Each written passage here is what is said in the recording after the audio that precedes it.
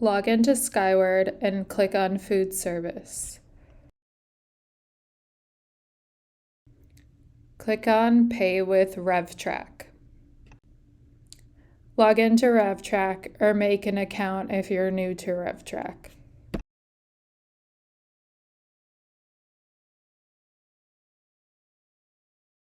If you have an existing balance, you'll be able to see it under Food Accounts.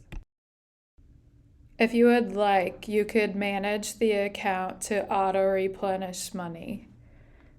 There will be a $1 service fee applied to these payments.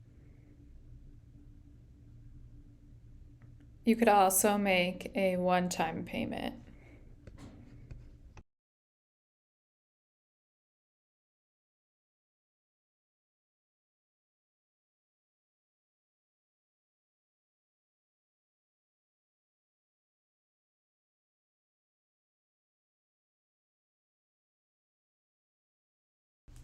When you're done making your one-time payment, you will need to check out.